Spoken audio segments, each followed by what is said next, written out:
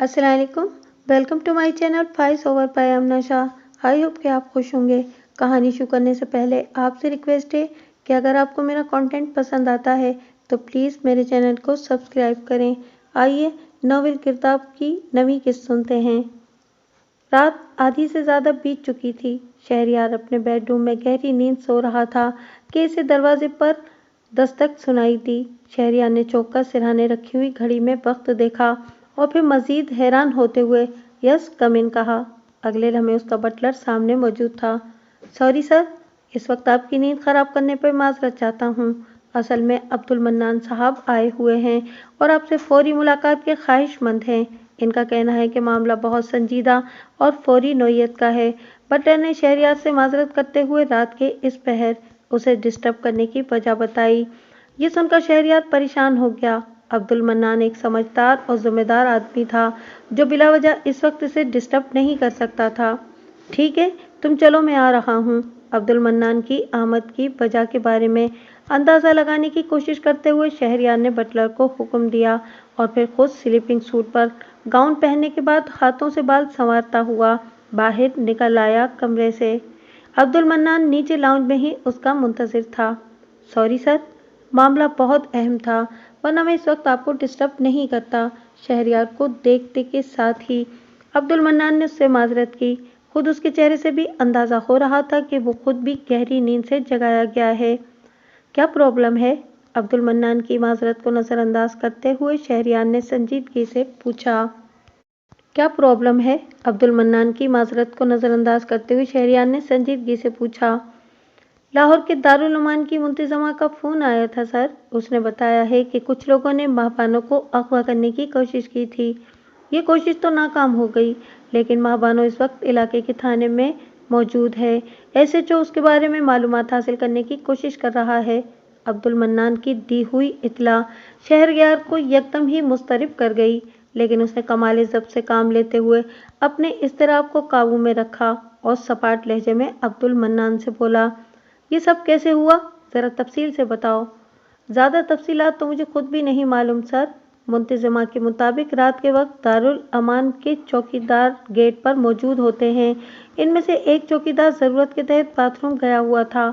इसी वक्त दीवार फलांकर वो मुल्ज़िमान दारुल अमान में दाखिल हो गए। उन्होंने गेट पर मौजूद चौकीदार को बेहोश किया और फिर कमरे में घुसकर इसे असले के ज़ोर पर मजबूर किया कि इसे महबानों तक पहुंचा दिया जाए। जाहिर है अपनी जान बचाने के लिए उसे इनका हुक्म मानना पड़ा। वो महबानों को ज़बरदस्ती उठाकर ले जा रहे थे कि वो चौकीदार जो गया हुआ था वापस लौट आया। इसने दूर से ही सूरत हाल भांप ली और अपनी राइफल के जोर पर हमला आवरों का मुकाबला करने खड़ा हो गया। वो लोग तादाद में ज़्यादा थे, लेकिन इस अचानक हमले की वजह से संभल नहीं सके। उसने सबसे पहले शख्स की टांग पर गोली मारी जिसने महबानों को उठाया हुआ था। एक और शख्स भी मजबूरन बाकी बच जाने वाले अफराद को अपने दोनों साथियों को लेकर फरार इख्तियार करनी पड़ी। अफरा तफरी में वो महबानों को भी अपने साथ ले जाने में कामयाब नहीं हो सके, लेकिन इनकी जवाबी फायरिंग ने बेचारे चौकीदार को अच्छा खासा जख्मी कर दिया है। इसके जिस्म में 3 गोलियां लगी हैं और मुंतज़मा के मुताबिक उसकी हालत नाजुक है। अगर चौकीदार के जख्मी होने का मामला नहीं होता तो मुंतज़मा शायद इस वाक़े को छुपा लेती, लेकिन फायरिंग और जख्मी चौकीदार की वजह से करीबी थाने में इत्तला पहुंच गई।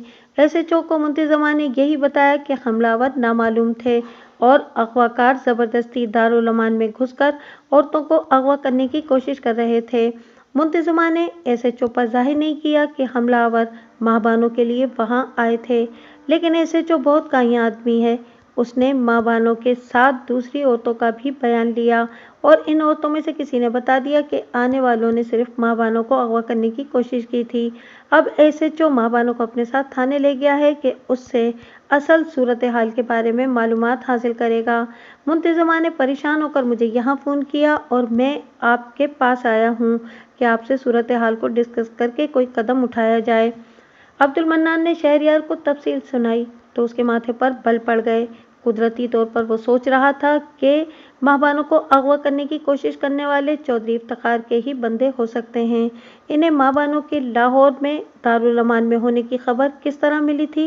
یہ سوال اپنی جگہ اہم ہونے کے باوجود اس وقت سب سے زیادہ ضرورت یہ تھی کہ ماہبانوں کو تھانے سے نکال کر کسی محفوظ مقام پر منتقل کیا جائے، ورنہ چودھری افتخار کے بندے وہاں بھی اسے ڈھونڈ نکالتے اور ماہبانوں کی تھانے سے رہائی کا کام بھی بہت رازداری سے کرنے کی ضرورت تھی۔ اس کام کے لیے سجاد رانا سب سے موزوں تھا۔ وہ ایک فون کرتا تو SHO بے چوں چرا ماہبانوں کو چھوڑ دیتا، بلکہ اس بارے میں بھی زبان بند رکھتا کہ ماہبانوں کی رہائی کس کے حکم پر عمل میں آئی تھی۔ عبدالمنان سے متعلقہ تھانے کے بارے میں معلوم کرنے کے بعد شہریار نے سجاد رانا کا نمبر ڈائل کیا۔ اسے 3-4 گھنٹیوں کے بعد کال ریسیو کر لی۔ السلام علیکم سجاد بھائی، میں شہریار بات کر رہا ہوں۔ دوسری طرف سے سجاد رانا کی ہیلو سنتے ہی شہریار نے جلدی سے کہا، وعلیکم السلام، لیکن برادر عزیز، فون کرنے کے لیے یہ وقت کچھ نامناسب نہیں؟ کہاں تو آپ دن کے وقت بھی یہ زحمت نہیں فرماتے اور کہاں رات کے اس بغیر فون کھڑکا دیا۔ پہلے ہی شہر میں ہر وقت ہونے والے حادثات کی وجہ سے مشکل سے ہی سونا نصیب ہوتا ہے۔ ویسے مجھے تمہارا فون کرنا بھی کچھ مشکوک لگ رہا ہے، خیریت تو ہے؟ سجاد رانا شہریار سے عمر میں کافی بڑا تھا اور اس سے بہت محبت کرتا تھا، چنانچہ اپنی اسی محبت کی وجہ سے پہلے تو جو جی میں آیا بولتا چلا گیا، لیکن پھر اسے احساس ہوا کہ یوں رات کے اس آخری پہر اس بندے کا فون بلا وجہ نہیں آ سکتا، چنانچہ تشویش میں مبتلا ہو گیا۔ جی ہاں، سب خیریت ہے۔ میں نے ایک اہم کام کے سلسلے میں آپ کو فون کیا ہے۔ لاہور کے ایک تھانے سے ایک ادارے سے ماہبانو نام کی لڑکی کو اتنی خاموشی سے چھڑانا ہے کہ کسی کو اس بات کا علم نہ ہو سکے کہ لڑکی کو کس نے نکلوایا اور وہ کہاں گئی۔ شہریار نے اپنا مدعا بیان کیا۔ خیریت؟ کون ہے یہ لڑکی؟ اور تمہیں اپنے علاقے میں بیٹھے بیٹھے لاہور کے کسی تھانے کا احوال کیسے معلوم ہوا؟ سجاد رانا شہریار کا مطالبہ سن کر چونکا۔ یہ ساری تفصیلات میں بعد میں بتا دوں گا۔ فی الحال لڑکی کی فوری رہائی ضروری ہے۔ آپ اسے رہا کروا دیں اور محفوظ مقام پر منتقل کریں۔ میں اس دوران لڑکی کے لیے کسی دوسری جگہ کا انتظام کرتا ہوں۔ ٹھیک ہے برادر، تم مجھے تھانے کے بارے میں بتاؤ، میں ابھی تمہارا یہ کام کرتا ہوں۔ شہریار کا جواب سن کر رانا نے اس سے پوچھا۔ شہریار نے اسے تھانے کے بارے میں بتایا اور فون بند کر دیا۔ یہ کام تو ہو گیا، تم یہ بتاؤ کہ تمہارے پاس موتی والا کا نمبر ہے؟ میرے خیال میں اگر ہم موتی والا سے درخواست کریں تو وہ ماہبانوں کو اپنے گھر میں پناہ دے سکتا ہے۔ شہریار کی بات پر کچھ کہے بغیر عبدالمنان نے اپنے بریف کیس میں سے ایک ٹیلی فون ڈائری نکالی اور اسے موتی والا کا نمبر نوٹ کروانے لگا۔ عبدالمنان بیوروکریسی کا ایک ایسا تربیت یافتہ شخص تھا جس نے رات کے اس پہر بہت ایمرجنسی میں ہونے کے باوجود اس بات کا خیال رکھا تھا کہ اپنا بریف کیس ساتھ لے کر نکلے۔ شہریار کی کال پر موتی والا بھی حیران ہوا کہ اس وقت شہریار نے کیسے زحمت کی۔ شہریار نے اسے زیادہ تفصیل میں کچھ بتانے کے بجائے براہ راست ماہبانوں کو اپنے گھر میں رکھنے کی بات کی۔ موتی والا بھی بغیر کسی ہیلو حجت کے فوراً راضی ہو گیا۔ شہریار کے اگلے 30 سے 35 منٹ فون پر ادھر ادھر بات کرتے ہوئے ہی گزرے۔ کبھی وہ سجاد رانا سے بات کرتا اور کبھی موتی والا کو ہدایات دیتا۔ بالآخر جب اسے اطمینان ہو گیا کہ ماہبانو تھانے سے موتی والا کے گھر بخیریت منتقل ہو چکی ہے تو اسے سکون ملا اور وہ عبدالمنان کی طرف متوجہ ہوا۔ سمجھ میں نہیں آ رہا کہ چودھری افتخار کو اچانک کیسے ماہبانوں کے لاہور والے دارالعمان میں ہونے کی خبر مل گئی۔ میں نے تو یہ سارا معاملہ بہت راز میں رکھا تھا۔ فی الحال کیا کہا جا سکتا ہے سر؟ ہمیں اس سلسلے میں تحقیق کرنی پڑے گی۔ عبدالمنان کے پاس اس سوال کا جواب نہیں تھا۔ کہیں اس NGO کے نمائندے نے تو مخبری نہیں کر دی جس سے میں نے لاہور جا کر ملاقات کی تھی اور ماہبانوں کیس کے سلسلے میں اس سے بات چیت کی تھی؟ وہی ایک ایسا بندہ ہے جو ابھی اس کیس میں انوالو ہوا ہے اور جسے پتا تھا کہ ماہبانوں کو کہاں رکھا گیا ہے۔ شہریار نے اپنی سوچ کے گھوڑے دوڑائے۔ ذاتی طور پر تو مجھے اس پر شک نہیں، لیکن کسی شخص کے بارے میں کوئی حتمی رائے دینا مشکل ہوتا ہے۔ عبدالمنان کا جواب محتاط تھا۔ چلو، جو بھی معاملہ ہے سامنے آ جائے گا۔ فی الحال تو یہ اطمینان کافی ہے کہ ماہبانوں کو محفوظ مقام پر پہنچا دیا گیا ہے۔ تم اب جا کر آرام کرو، صبح دیکھیں گے کہ آگے کیا کرنا ہے۔ شہریار نے ایک دم ہی بات ختم کر دی تو عبدالمنان بھی وہاں سے رخصت ہو گیا۔ खुश شہریار البتہ اس کے جانے کے بعد بھی بہت دیر تک وہیں لاؤنج میں بیٹھا فکر مندی سے اس معاملے کے بارے میں سوچتا رہا۔ یہ اچھا ہے، اماں سے یہ کہہ کر رکی تھی کہ ابھی منع کو دل بھر کر نہیں دیکھا، کچھ دن اس کے ساتھ رہ لوں پھر حویلی واپس آؤں گی، اور اب یہ حال ہے کہ سارا وقت کتاب آنکھوں کے سامنے رکھ کر بس بیٹھی رہتی ہو، منع کو تو دیکھنے کی فرصت ہی نہیں ملتی۔ کشور حسب عادت کسی کتاب کے مطالعے میں لگی ہوئی تھی کہ تاجور نے آ کر اسے ٹوکا۔ منع کے لیے رکنے کا یہ مطلب تو نہیں کہ میں سارا وقت اس پر ہی نظریں جما کر بیٹھی رہوں۔ آپ کی اطلاع کے لیے عرض ہے کہ میں ابھی صنوبر آپا کے کمرے سے ہی آ رہی ہوں، وہ اور ان کے ولیعہد مزے سے سو رہے ہیں، میں نے سوچا انہیں ڈسٹرب کرنے کے بجائے تھوڑی دیر بیٹھ کر کچھ پڑھ ہی لوں۔ کشور نے مسکرا کر بڑی بہن کی بات کا جواب دیا۔ ویسے تاجور غلط نہیں کہہ رہی تھی، بچے کی پیدائش کے بعد صنوبر گاؤں واپس لوٹی تھی تو کشور بچے کے بہانے سے ہی اپنے ماموں کے گھر رک گئی تھی، البتہ اس بات کے پیچھے اس کے دل میں اصل خواہش کیا تھی وہ کسی کو نہیں معلوم تھی۔ تو تھکتی نہیں ہے کشور؟ سارا وقت ان کتابوں میں سر دے کر بیٹھے رہنے سے تیرا دل نہیں گھبراتا؟ تاجور نے اس کے سامنے بیٹھتے ہوئے کچھ حیرت سے پوچھا۔ تھک تو میں اس زندگی سے بھی جاتی ہوں آپا، تو کیا سانس لینا چھوڑ دوں؟ بس آپ یہ سمجھ لیں کہ یہ کتابیں بھی زندگی کی طرح کی کوئی چیز ہیں، جیسے اس ایک جیسی زندگی میں کبھی کبھی نئے موڑ اور چھوٹی چھوٹی تبدیلیاں آ کر اس میں جی لگانے کا سامان پیدا کر دیتی ہیں نا، ویسے ہی ان کتابوں میں بھی بندے کو کچھ نہ کچھ مل جاتا ہے جو اس کا جی اچاٹ نہیں ہونے دیتا۔ کشور نے رسانیت سے بہن کی بات کا جواب دیا۔ توبہ، تو بات بھی کتاب کی زبان میں کرتی ہے، کسی بھی بات کا آسان لفظوں میں جواب نہیں دیتی تو۔ تاجور نے ناک چڑھائی تو کشور ہنس پڑی اور ہنس کر بولی، آدمی کبھی کتاب کی زبان میں بات نہیں کرتا، اصل میں کتاب آدمی کی زبان میں بات کرتی ہے۔ چل چھوڑ اس کتاب کے قصے کو، یہ بتا تجھے معلوم ہے کہ ابا جی آج کل ایک اور بیاہ رچانے کے چکر میں ہیں؟ تاجور نے بور ہو کر موضوع بدل دیا۔ بھائی جیسے لوگوں کو شوق ہوتا ہے گاڑیوں کے نئے نئے ماڈل جمع کرنے کا، ویسے ہی ہمارے ابا جی کو شوق ہے ہر تھوڑے عرصے بعد ایک نئے ماڈل کی عورت ان کے پاس آئے۔ اس بار تو انہوں نے کافی وقت لے لیا، ورنہ پہلی 3 تو بڑے کم وقفے سے ان کی زندگی میں آئی تھیں۔ تاجور کی دی ہوئی اطلاع پر کشور نے بے نیازی سے تبصرہ کیا، تو بھی نا کسی بات کو سنجیدگی سے نہیں لیتی، اب بھی دیکھ یہ تک نہیں پوچھا کہ کون ہے وہ جس سے ابا جی بیاہ کرنے کے چکر میں ہیں۔ کشور کی بے نیازی پر تاجور نے خفگی ظاہر کی۔ چلیں میں نے نہیں پوچھا تو آپ ہی بتا دیں، ویسے بھی مجھے معلوم ہے کہ آپ سے بغیر بتائے رہا نہیں جائے گا۔ وہ جو کڑی نہیں تھی ماں بانو جس سے ہم نے اس پر مہندی لگوائی تھی، اس چھٹاک بھر کی لڑکی پر ابا جی کا دل آ گیا ہے۔ تاجور نے قدرے ناگواری سے اطلاع دی۔ ماں بانو، وہ نورا کی بیٹی نا؟ وہ تو بہت کم عمر ہے، اس کا اور ابا جی کا بھلا کیا میل؟ کشور حیران ہوئی۔ میل تو کوئی نہیں ہے، اماں کو تو سارا غصہ ہی اس بات کا ہے کہ ابا جی کمینوں کی اولاد کو ان کی سوتن بنا کر برابری پر لانے پر تلے ہیں۔ ماں بانو اور چودھری افتخار کے مابین فرق کا تاجور کو بھی احساس تھا، لیکن اس کی سوچ مختلف تھی۔ ماں بانو تو شہر کی رہنے والی پڑھی لکھی لڑکی ہے، وہ راضی ہو گئی اس بیاہ پر؟ تاجور کی بات پر کوئی تبصرہ کیے بغیر کشور نے دوسرا سوال پوچھا۔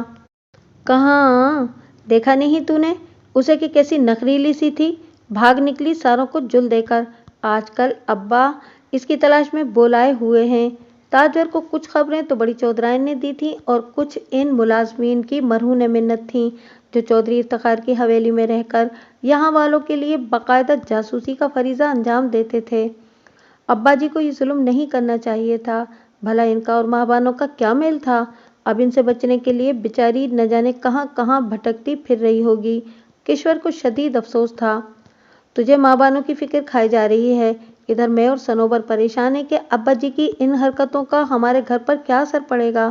کل کو ہمارے شوہر بھی کھڑے ہو جائیں گے دوسرا بیاہ کرنے۔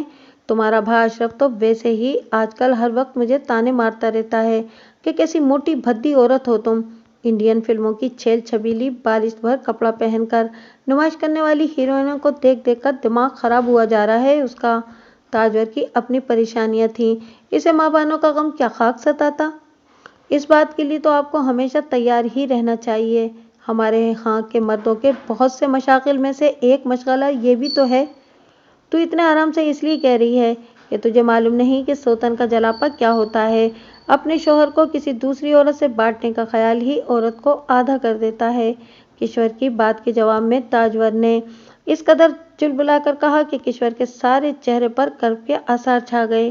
ताजवर को अपनी बात की संगीनी का एहसास हुआ, मगर अब तो तीर कमान से निकल ही चुका था। उसने शर्मिंदा होकर किश्वर के सामने से हट जाना ही मुनासिब समझा और खड़े होके बोली, जरा जाकर देखूं तो किसी ने मुनव्वर को तैयार भी किया है कि नहीं। वो मास्टर आफ्ताब पढ़ाने के लिए आने ही वाला होगा। मुनव्वर तैयार हो गया हो आपा तो उसे मेरे पास भेजना, मुझे एक किताब मंगवानी है। मास्टर साहब शहर जा रहे हैं तो इन्हें नाम लिखकर दे दूंगी तो वो ला देंगे। किश्वर ने फौरन ही खुद पर काबू पा लिया था और अब बहुत आम से लहजे में ताजवर से कह रही थी, तौबा है किश्वर, फिर वही किताब, अभी तो तू शहर से इतनी ढेर सारी किताबें खरीद कर लाई है। ताजवर न चाहते हुए भी बेसाख्ता उससे टोक पड़ी। ये किताब जो मुझे मंगवानी है ना, इस वक्त मिली नहीं थी, इसलिए मास्टर साहब से मंगवाने की सोच रही हूँ। किश्वर ने बहुत तहम्मुल से ताजवर के एतराज का जवाब दिया तो वो शाने उचकाती हुई बाहर निकल गई। जरा देर बाद नक्शक से तैयार मुनव्वर किश्वर के सामने खड़ा था। किश्वर ने एक साफ सुथरे कागज पर कुछ लिखकर उसके हवाले किया। इसी वक्त एक मुलाजमा ने मास्टर आफ्ताब के पहुंचने की इत्तला दी। मुनव्वर कागज हाथ में पकड़े भागता हुआ वहां से इस कमरे की तरफ चला गया जहां मास्टर आफ्ताब उसका मुंतजिर था।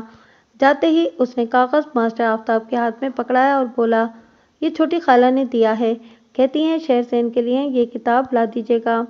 मुनव्वर का ये पैगाम सुनकर मास्टर आफ्ताब समझ गया कि वो किसका जिक्र कर रहा है। शहर में जबरदस्ती इसे अपनी गाड़ी में बिठाने वाली चौधराइन के बराबर नशिस्त पर रखी ढेरों किताबें उसने खुद अपनी आंखों से मुलाहिजा की थीं। किताबों की रसिया इस जिद्दी चौधराइन ने इससे कौन सी किताब मंगवाई है, ये देखने के लिए मास्टर आफ्ताब ने तय किया हुआ कागज खोला।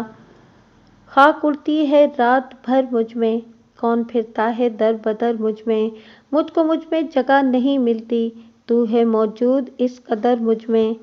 कागज पर किसी किताब के नाम के बजाय बहुत साफ सुथरी लिखाई में ये चंद अशार लिखे थे। मास्टर आफ्ताब के हाथों के तोते उड़ गए।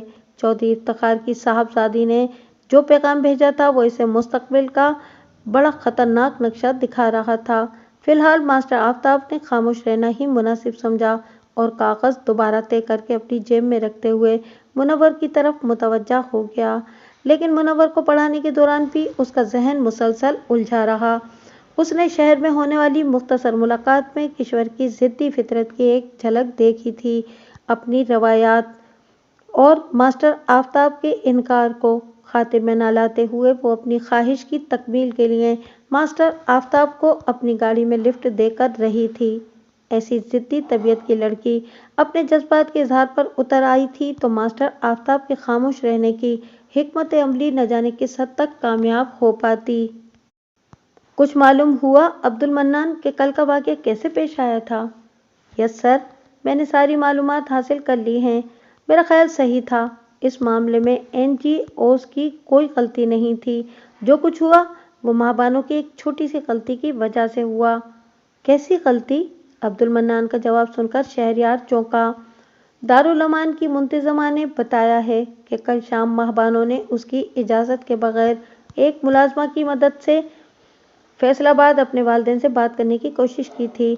इत्तेफाक से मुंतज़िमा ऐन मौके पर वहां पहुंच गई और उसने लाइन डिस्कनेक्ट कर दी। लेकिन इतनी देर में महाबानो अपना नाम तो बता ही चुकी थी। फ़ोन उसने अपने पड़ोसियों के यहाँ किया था। मुंतज़िमा ने लाइन मुनक़ते की तो थोड़ी देर बाद इसी नंबर से एक लड़की का फ़ोन आ गया कि महाबानों से बात कराएं। मुंतज़िमा ने साफ कह दिया कि इस नंबर पर कोई महाबानो नहीं होती। साथ उसने ये बहाना भी कर दिया कि ये नंबर एक हॉस्पिटल का है। हो सकता है कि इस नंबर से किसी विजिटर खातून ने जिसका नाम महाबानो हो कॉल की हो, लेकिन ऐसी कोई खातून यहाँ मौजूद नहीं। मुंतज़िमा के इस इनकार के बावजूद एक दो फ़ोन और आए, फिर सिलसिला रुक गया। मुझे इत्तला देने इसलिए ज़रूरी समझा, लेकिन रात को जब महाबानों को अगवा करने की कोशिश की गई तो उसे एहसास हुआ कि इस नंबर के जरिए दारुल अमान का पता मालूम करके सारी कार्रवाई की गई थी। इसका मतलब है कि महाबानों के पड़ोसियों ने चौधरी इफ्तिखार के लिए मुखबरी का काम अंजाम दिया। عبد المنان کی دی ہوئی تفصیلات سن کر شہریار نے خیال ظاہر کیا۔ نو سر، ایسا نہیں ہے، میں نے اپنے بندوں کے ذریعے پوری تحقیقات کروائی ہیں۔ چودھری افتخار کو ماہ بانو کی لاہور میں موجودگی کی خبر تو بے شک اس کے پڑوسیوں کی وجہ سے ہوئی، لیکن ایسا نادانستگی میں ہوا۔ وہ تو بیچارے ماہ بانو کے غائب ہونے کی وجہ سے پریشان تھے۔ جب ماہ بانو نے فون کیا تو اس کی آواز سن کر جذباتی ہو گئے۔ ادھر منتظمہ نے کوئی بات ہونے سے قبل ہی لائن ڈسکنیکٹ کر دی تھی۔ کال ریسیور کرنے والی خاتون نے CLI پر آنے والا نمبر دیکھ کر خود کال ملا لی۔ پرانے پڑوسی ہونے کی وجہ سے انہیں ماہ بانو کی اور فکر تھی اور وہ اس سے بات کر کے اس کا حال احوال معلوم کرنا چاہتی تھیں، لیکن ظاہر ہے منتظمہ نے سرے سے ماہ بانو کی موجودگی سے ہی انکار کر دیا تو وہ مایوس ہو گئیں۔ اب جیسا کہ چھوٹے علاقے کے محلوں کا رواج ہوتا ہے کہ کوئی بھی بات خود تک محدود رکھنے کے بجائے سارے محلے کو اس بارے میں اطلاع دینا ضروری سمجھا جاتا ہے، ویسا ہی ان خاتون نے کیا۔ جوش میں انہوں نے اپنے دروازے پر کھڑے کھڑے ہی سامنے والے گھر کی خاتون کو اس کال کے بارے میں بتایا، پھر محلے کی 2-4 اور خواتین کو بھی اطلاع دی۔ یوں سمجھیں کہ ماہ بانو کی کال نے سارے محلے میں ہلچل سی مچا دی۔ جہاں تک میں نے اندازہ لگایا ہے کہ چودھری افتخار کے بندے ابھی تک ماہ بانو کے بارے میں سنگن لینے کے لیے اس کے محلے کے چکر کاٹ رہے تھے، چنانچہ انہیں بھی اس کال کی خبر ہو گئی۔ پڑوسی خاتون سے پوچھ گچھ کے نتیجے میں معلوم ہوا کہ ماہ بانو کی کال کے 1 گھنٹے بعد ایک لڑکی ان کے گھر آئی تھی اور خود کو ماہ بانو کی دوست اور کلاس فیلو ظاہر کر کے اس سے رابطے کا کوئی ذریعہ معلوم کر رہی تھی۔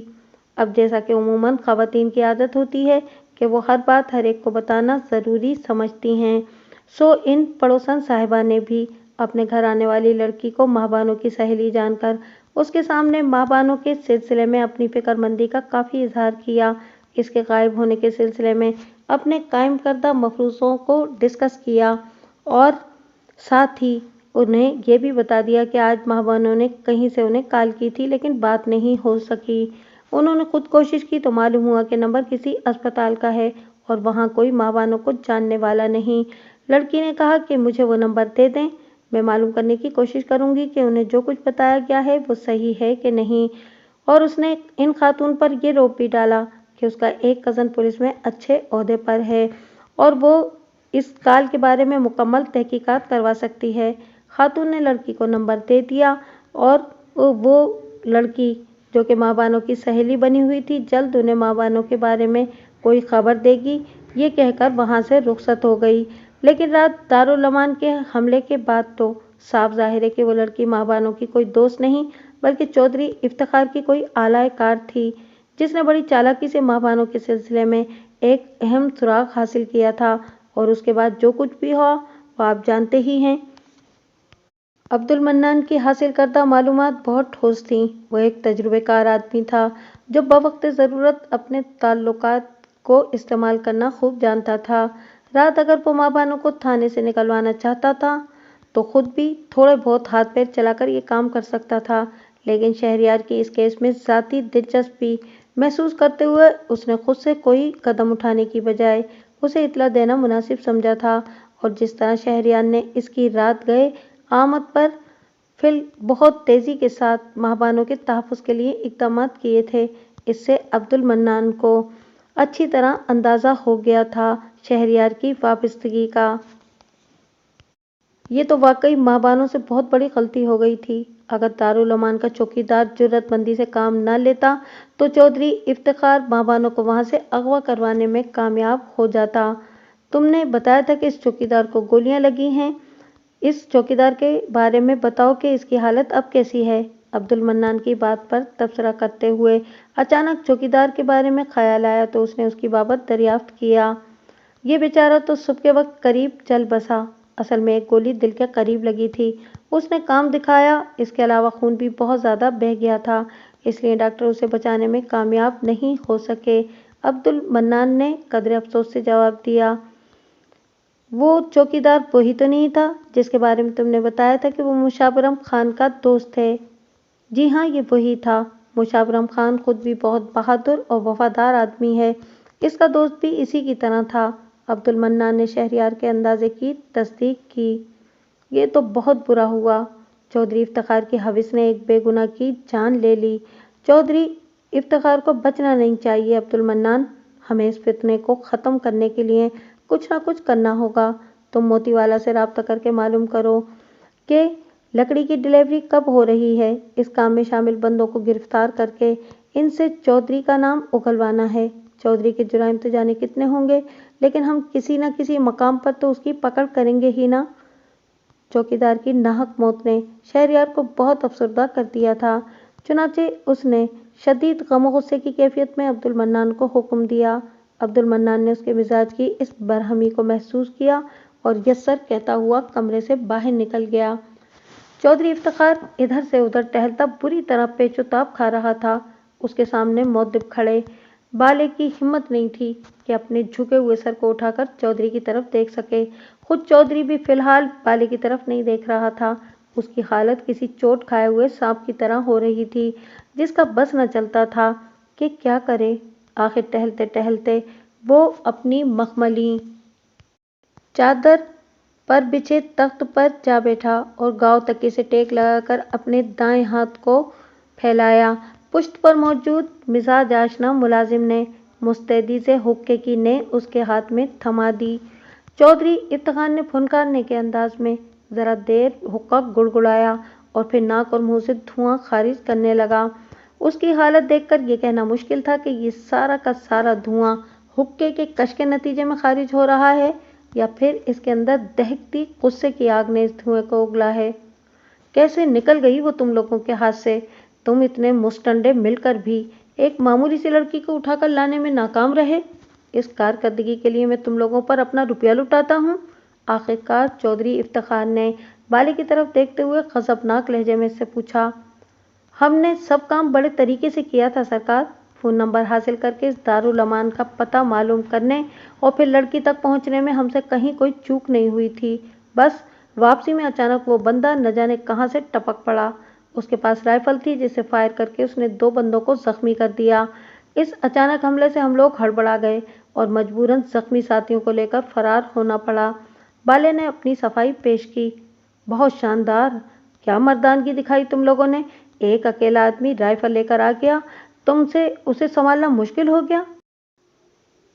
اس کے پاس رائفل تھی تو تم کیا ہاتھوں میں چوڑیاں پہن کر گئے تھے؟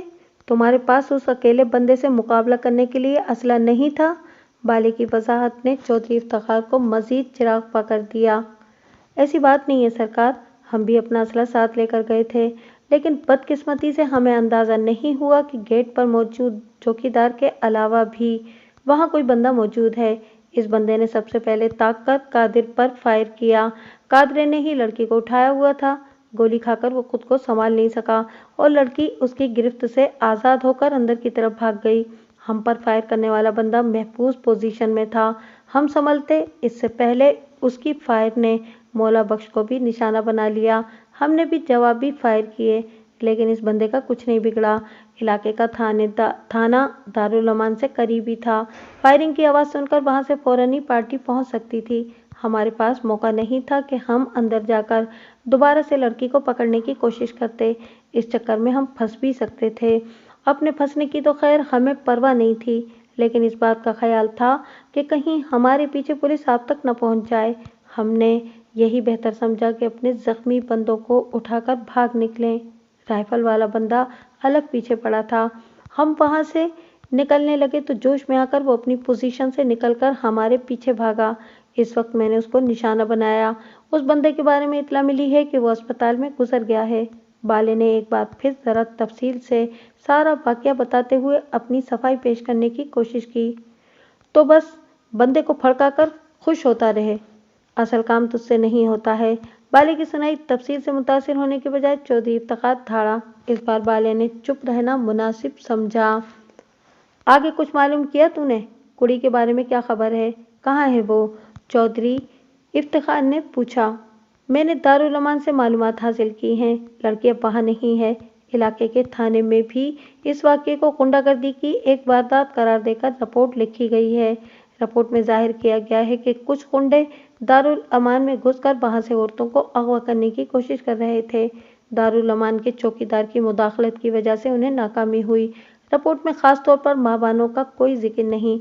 मुझे एक कांस्टेबल से मालूम हुआ है कि फायरिंग के बाद थाने का एसएचओ पुलिस पार्टी लेकर दारुल-अमान गया था और वापसी में अपने साथ एक लड़की को लेकर आया था। अभी वो लड़की से पूछताछ कर ही रहा था कि कहीं ऊपर से फोन पर हुक्म दिया गया कि लड़की को छोड़ दो। फिर बाहर से कोई बंदा आकर लड़की को अपने साथ ले गया। मुझे यकीन है कि वो लड़की मां बानो ही थी और वापस दारुल-अमान आने के बजाय किसी दूसरी जगह चली गई। मैंने इस कांस्टेबल से अच्छी तरह सब मालूम किया था, लेकिन उसका कहना है कि इसे तो क्या, खुद एसएचओ साहब को भी नहीं मालूम कि लड़की को कहाँ लेकर जाया गया है। आखिर ऐसा कौन सा हमदर्द पैदा हो गया है गयासे की धी का? वो यहाँ से भागकर फैसलाबाद के बजाय लाहौर के एक दारुल-अमान में पहुंच गई है। मैंने ये सुना तो हैरत नहीं हुई, लेकिन यही सोचा कि कुड़ी होशियार थी, इसलिए अक्लमंदी से काम लेते हुए फैसलाबाद में अपने घर का रुख करने के बजाय लाहौर के एक दारुल-अमान में जा छुपी। लेकिन जिस तरह वो थाने से गायब हुई है, इससे तो लगता है कि कोई पहुंच वाला बंदा इसके पीछे है और इसकी मदद कर रहा है। बाले की बताई हुई तफसील सुनकर चौधरी इफ्तिखार ने पुरतफक्कुर अंदाज में तबसरा किया।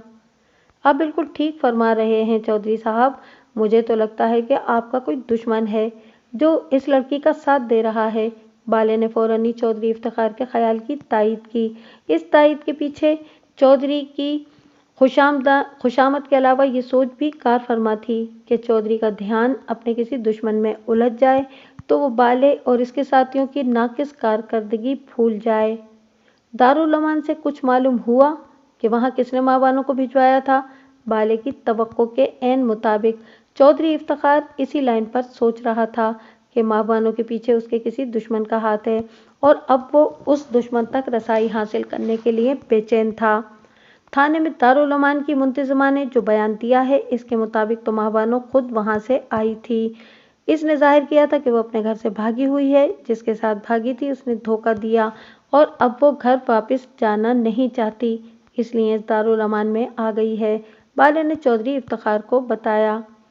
मेरे ख्याल में मुंतजिमा ठीक कह रही है, वो लड़की बड़ी चालाक और ज़हीन है, इसके लिए अपनी मर्जी की बात बनाना कुछ मुश्किल नहीं। चौधरी इफ्तिखार को वो रात याद आ गई थी जब मां बानो अपने आप पर मट्टी का तेल छिड़क कर उसके रूबरू पहुंची थी। इस वक्त चौधरी इफ्तिखार इसकी जीदारी से इतना मुतासिर हुआ था कि इससे ज़बरदस्ती करने के बजाय इसे अपनी इज्जत बनाने पर तुल गया था। लेकिन अब उसे लग रहा था कि मां बानो ने चालाकी और मंसूबाबंदी से काम लिया था और अपनी चालाकी के सहारे वो किसी को भी बेवकूफ़ बना सकती थी। ठीक है, तू जा, पर आंखें खुली रखना। मुझे लगता है कि मां बानो को अभी हूरा और सफदर के मौत की खबर नहीं हुई है। अपने इन लाडले मापियों की चाहत में वो फैसलाबाद राब्ते की दोबारा कोशिश ज़रूर करेगी। तुम इस तरफ अपने बंदे लगाए रखना ताकि जैसे ही कोई भनक मिले इसे पकड़ सको। और हाँ, याद रखना, इस बार कोई गलती नहीं होनी चाहिए, वरना मैं तुम सबकी खाल उधेड़ दूंगा। मुझे मां बानो हर हाल में चाहिए। चौधरी इफ्तिखार ने बाले को हुक्म देते हुए साथ में धमकाया भी। आप फिक्र ही ना करें सरकार, इस बारी हमसे कोई चूक नहीं होगी। बाले ने चौधरी इफ्तिखार को यकीन दिलाया और फिलहाल अपनी बचत हो जाने पर दिल ही दिल में शुक्र अदा करता हुआ वहां से बाहर निकल गया। इसके बाहर निकलने के बाद चौधरी ने अपने पीछे खड़े मुलाजिम को भी हाथ से बाहर जाने का इशारा किया। मुलाजिम बाहर निकल गया तो चौधरी इफ्तिखार ने तख्त पोश के नीचे हाथ डालकर वहां से एक लिफाफा बरामद किया। इस लिफाफे में मां बानो की वो तस्वीर थी जिसमें वो कॉलेज यूनिफॉर्म में मलबूस कॉलेज के लॉन में खड़ी थी। चौधरी इफ्तिखार कुछ देर तस्वीर को देखता रहा और फिर दांत कचकचाकर बोला, जितना भाग सकती है भाग कर देख ले, आखिर एक दिन तुझे मेरे पास आना ही होगा। चौधरी इफ्तिखार अपनी पसंद की किसी भी चीज़ को अपने हाथ से नहीं जाने देता। चौधरी की बिलबिलाहट और गुस्से से बेखबर मां बानो अपनी तस्वीर में मुस्कुराती रही, मगर ये मुस्कुराहट अब सिर्फ तस्वीर तक ही महदूद रह गई थी। वो खुद तो हालात की जद में आकर इधर उधर डोलती फिर रही थी। ये इन मशकूक लोडर्स के नंबर हैं तारड़ साहब, जिनके बारे में मुझे इत्तला मिली है कि आज रात इनके ज़रिए गैर कानूनी तौर पर कुछ माल इलाके से बाहर ले जाया जाएगा। इत्तला बहुत काबिल एतमाद ज़रिए से मिली है, इसलिए मुझे कोई शक तो नहीं है कि जिन नंबरों के लोडर्स की मैंने निशानदही की है वो गलत साबित होंगे, लेकिन एहतियातन आप इतनी सख्ती से नाकाबंदी कीजिएगा कि कोई भी गाड़ी या लोडर वगैरह चेकिंग किए बगैर सड़क से न गुजर सके। अपने इलाके से किसी किस्म की गैर कानूनी नकल हमल को रोकने के लिए हमें बहुत सख्ती से एक्शन लेना होगा, वरना जुराइम पेशा अफराद के हौसले बढ़ते जाएंगे। मैं सारा इंतज़ाम कर लूँगा सर, बल्कि मैं खुद इस सारे प्रोसेस की निगरानी करूँगा। मगर आप ये तो बताएं कि कौन सा माल ले जाया जा रहा है और आपको किन ज़राए से इत्तला मिली है? मौसिम तारड़ ने शहरयार को भरपूर यकीन दहानी करवाते हुए तजस्सुस से पूछा। सॉरी तारड़ साहब, अपना सोर्स ऑफ इंफॉर्मेशन तो मैं आपको नहीं बता सकता। आप जानते हैं कि इस किस्म की मुखबिरी करने वाले शख्स के अपने भी कुछ तहफ़्फ़ुज़ात होते हैं। मैंने भी इस शख्स से वादा कर रखा है कि मैं इसका नाम लीक आउट नहीं होने दूंगा। रही ये बात कि कौन सी चीज़ गैर कानूनी तौर पर इलाके से बाहर ले जाने की कोशिश की जा रही है, तो ये तो जब आप नाकाबंदी करेंगे तो आपको खुद ही मालूम हो जाएगा। आपके महकमे के अफराद इतनी अहलियत तो रखते हैं कि कानूनी और गैर कानूनी नकलो हमल के दरमियान फ़र्क कर सकें। शहरयार ने कुछ भी बताने से साफ इनकार करते हुए आखिर में तंज से सवाल किया। ओके सर, जो आप मुनासिब समझें। मैं तो सिर्फ इसलिए स्मगल होने वाले आइटम के बारे में पूछ रहा था कि मेरे लोग एक ख़ास हवाले को जहन में रखकर चेकिंग का काम करें, लेकिन अगर आपको इनकी जहानत का इम्तहान ही लेना मकसूद है तो मुझे कोई एतराज़ नहीं। मैं इस हिसाब से भी सारा मैनेजमेंट करवा सकता हूँ। शहरयार का जवाब मौसिम तारड़ को बुरा लगा था, लेकिन ओहदे का पास रखते हुए उसने बर्दाश्त से काम लिया और गुस्से के बावजूद अपने लहजे को नरम ही रखा। Wish you best of luck. Shahryar को भी मौसिम तारड़ की कैफियत का अंदाज़ा था, लेकिन वो इसके जज्बात को खातिर में लाए बगैर इत्मीनान से बोला। ये जुमला इस बात की भी निशानदही था कि शहरयार मौसिम तारड़ के साथ अपनी गुफ्तगू मुकम्मल कर चुका है। मौसिम तारड़ ने भी इस इशारे को समझ लिया और अपनी जगह से खड़े होते हुए बोला, ओके, मैं जाकर अपने महकमे के लोगों को हिदायत देता हूँ। आई होप कि मेरा अमला आपको शिकायत का मौका नहीं देगा और कल सुबह आपको मुकम्मल रिपोर्ट मिल जाएगी। मौसिम तारड़ शहरयार के दफ्तर से रुखसत हो गया। इसके रुखसत होने के बाद शहरयार ने अब्दुल मन्नान को अंदर बुला लिया। क्या ख्याल है तुम्हारा? मौसिम तारड़ ठीक तरह से कार्रवाई करेगा? कुछ कह नहीं सकते सर। मौसिम तारड़ के चौधरी इफ्तिखार से करीबी मरासिम तो ज़रूर हैं, लेकिन ये कहना मुश्किल है कि वो इस मामले में चौधरी इफ्तिखार के साथ शरीक है या नहीं। आमतौर पर इस किस्म के मामला सारे अफसरान के बजाय निचले अमले से ही तय कर लिए जाते हैं। अब्दुल मन्नान ने शहरयार के सवाल का मोहतात जवाब दिया। मेरा भी यही ख्याल था, इसलिए मैंने बराह रास्त मौसिम तारड़ से इस कार्रवाई के लिए बात की है। एहतियातन मैंने इस बात की निशानदही नहीं की कि हम इस नाकाबंदी के ज़रिए किस चीज़ को स्मगल होने से रोकना चाहते हैं। इस तरह अगर महकमे में चौधरी इफ्तिखार का कोई मुखबिर है भी तो इस कार्रवाई का मकसद नहीं समझ सकेगा। हमारी मजबूरी ये है कि हम 100% राजदारी के साथ ये काम नहीं कर सकते। जगह जगह नाकाबंदी कराने के लिए हमें हर हाल में पुलिस के महकमे से मदद लेनी होगी। बस ये हो सकता है कि मैं खुफिया तौर पर इस सारी कार्रवाई को खुद देखूं। अगर महकमे में मौजूद कोई काली भेड़ मौके पर चश्म पोशी से काम लेना चाहे तो उसकी इसी वक्त पकड़ हो सके। ये आइडिया अच्छा है सर। अब्दुल मन्नान ने शहरयार के फैसले की तायद की और फिर बोला, मैं आपके साथ रहूँगा सर। आप बता दें कि आप किस वक्त तक गश्त पर निकलने का इरादा रखते हैं। मैं इसी वक्त आपकी रिहाइशगाह पर हाजिर हो जाऊँगा। मोतीवाला की इतला के मुताबिक लोडर्स आधी रात के बाद गुजरेंगे। मेरा ख्याल है कि हम एहतियातन अभी रात से पहले ही निकल पड़ें, ताकि अगर टाइम कुछ आगे पीछे हो भी जाए तो हम वहाँ मौजूद हों। शहरयार ने जवाब दिया तो अब्दुल मन्नान बोला, ओके सर, मैं इसी हिसाब से आपके पास आ जाऊँगा। इसके बाद शहरयार का सारा दिन दफ्तर में मामूल के कामों को निपटाते हुए गुजरा। काम के दौरान उसे इस बात को रात को होने वाली कार्रवाई का ख्याल आता तो सारे जिस्म में सनसनी की एक लहर सी दौड़ जाती। फितरतन वो एक मुहिमजू शख्स था और ये ख्याल कि वो चौधरी इफ्तिखार जैसे ज़ोरावर और मुतलकुल अनान शख्स को ज़ख्म पहुँचाने जा रहा है, इसे बहुत ज़्यादा एक्साइटमेंट में मुब्तला कर रहा था। शाम को दफ्तर से अपनी रिहाइशगाह पर लौटने के बाद भी उसका जहन इसी बात में अटका रहा। उसने एक बार फिर मौसम तारड़ को फ़ोन करके उसके इंतजामात के बारे में भी मालूमात हासिल की। राजदारी के ख्याल की वजह से इस बात का एहतमाम किया गया था कि पुलिस फोर्स के अफराद अपनी जगह पर तैयार रहें और फिर रात के इब्तिदाई हिस्से में इन्हें अचानक इन मकामात पर भेज दिया जाए जहां चेक पोस्ट बनाने का फैसला किया गया था। मौसम तारड़ ने शहरयार को यकीन दहानी करवाई थी कि सारे काम इसकी हिदायत के ऐन मुताबिक अंजाम दिए जाएंगे। मौसम तारड़ की इस यकीन दहानी को सही समझना शहरयार की मजबूरी थी। वो जानता था कि ओहदे के हिसाब से एसी की पोस्ट बेशक बड़ी है, लेकिन ज़िले की असल हुक्मरानी एसपी के हाथ में ही होती है। एसपी वो शख्स होता है जो अमलन ज़िले के सारे अहम मामलात को देख रहा होता है और असिस्टेंट कमिश्नर का अपने ऑफिस से बाहर निकलकर इन मामलात में दखल देना उसे अपने इख्तियारात में दखल देने के बराबर महसूस होता है। शहरयार को मौसम तारड़ के इख्तियारात में दखल अंदाजी करने का कोई शौक नहीं था, लेकिन वो इस शख्स पर 100% एतमाद भी नहीं कर सकता था। इसलिए आज की कार्रवाई का खुद मॉनिटर करने के लिए अचानक इन लोगों के सरों पर पहुंचने का इरादा रखता था। रात का हल्का फुल्का खाना खाने के बाद उसने अपनी तैयारी शुरू कर दी।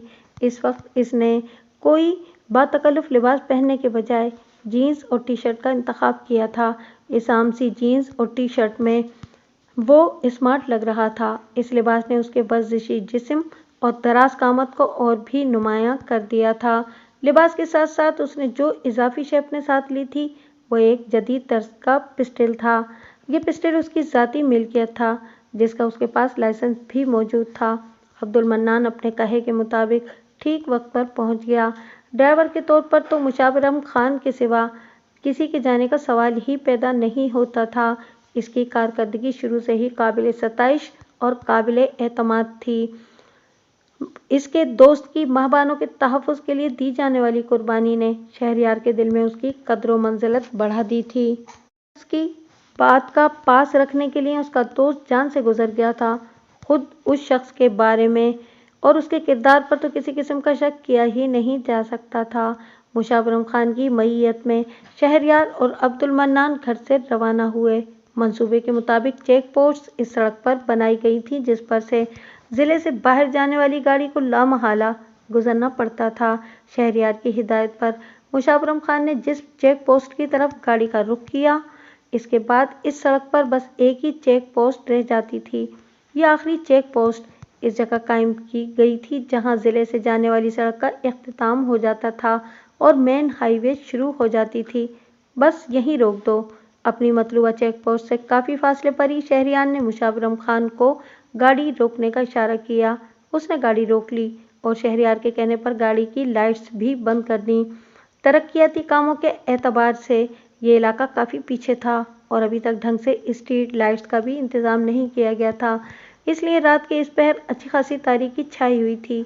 शहरयार इसके साथ ही अपनी गाड़ी समेत इस तारीकी का हिस्सा बने रहे। चेक पोस्ट पर अलबत्ता रोशनी का इंतज़ाम नज़र आ रहा था। इस रोशनी में वहां मौजूद पुलिस वालों की नक्लो हरकत दिखाई दे रही थी।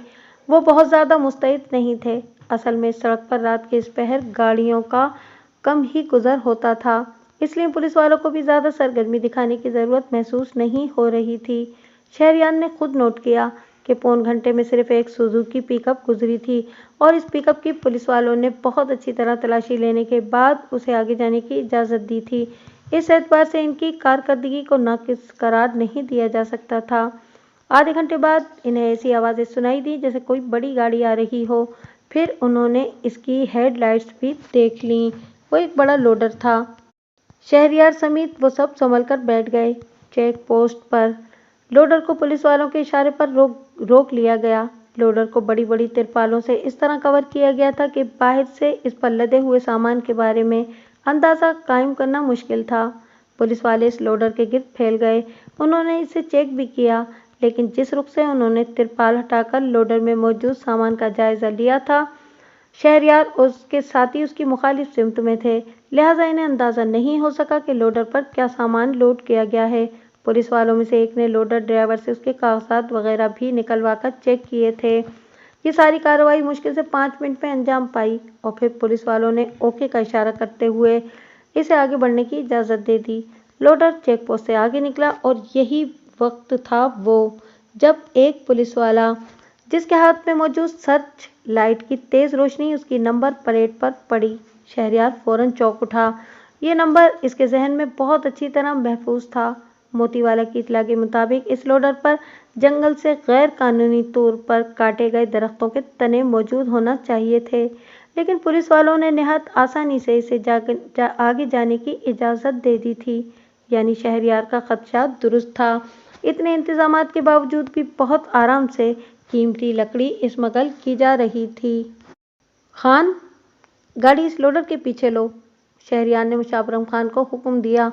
वो तो मुंतजिर ही बैठा था। फौरन गाड़ी स्टार्ट करके सड़क पर डाल दी। चेक पोस्ट पर इनकी गाड़ी को रोकने का इशारा किया गया। मुशावरम खान ने गाड़ी रोकने के बजाय रफ्तार जरा कम की और बाआवाज़ बुलंद गाड़ी में एसी साहब की मौजूदगी का ऐलान किया। इस इत्तला पर पुलिस वाले फौरन अलर्ट हो गए और गाड़ी को आगे जाने का रास्ता दे दिया, मगर इस जरा सी देर के फर्क में वो मशकूक लोडर काफ़ी आगे निकल चुका था। मुशावरम खान ने अपनी गाड़ी की रफ्तार मज़ीद तेज़ कर दी, लेकिन सड़क इतनी चौड़ी नहीं थी कि वो ऐन दरमियान में चलते लोडर की साइड में से अपनी गाड़ी आगे निकाल ले जाता। मुशावरम खान ने कई बार इंडिकेटर दिया, लेकिन लोडर ड्राइवर के कान पर जूं तक न रेंगी। अब आखिरी चेक पोस्ट नज़दीक थी। शहरयार को अपनी गाड़ी के बैक व्यू मिरर में पीछे से आती एक पुलिस जीप साफ नज़र आ रही थी। वो पुलिस जीप किसकी मदद के लिए आ रही है, इस वक्त शहरयार अंदाज़ा नहीं कर सकता था। इससे तो इस बात पर भी शक था कि लोडर को चेक पोस्ट पर रोका जाएगा, मगर इसका अंदाज़ा गलत साबित हुआ। चेक पोस्ट पर लोडर को रुकने का इशारा किया गया और लोडर ड्राइवर ने इस इशारे पर फौरन ब्रेक लगा दिए। मुशावरम खान ने अपनी गाड़ी बिल्कुल लोडर के करीब ले जाकर रोकी। इनके पीछे आने वाली पुलिस जीप भी रुक गई। शहरयार और अब्दुल मन्नान अपनी गाड़ी से बाहर निकले तो उन्होंने अपने पीछे रुकने वाली जीप से एसपी मोहसिन तारड़ को निकलते हुए देखा। सर, आप यहाँ? शहरयार को देखकर मोहसिन तारड़ ने हैरत का इजहार किया। इस लोडर की चेकिंग करवाएं। मोहसिन तारड़ के हैरत भरे सवाल का कोई जवाब देने के बजाय शहरयार ने इसे हुक्म दिया। मैं इस लोडर के पीछे ही यहाँ आया हूँ। आज मैं खुद सारा वक्त गश्त पर रहा हूँ। अभी पिछली चेक पोस्ट पर जब ये लोडर खड़ा था तो मैंने इसकी नंबर प्लेट देखी थी। मैं कुछ फासले पर था। मेरी जीप पहुँचने से पहले ही ये लोडर आगे बढ़ गया, फिर दरमियान में आपकी गाड़ी आ गई। बहरहाल आइए अब देखते हैं कि इस लोडर पर क्या मौजूद है।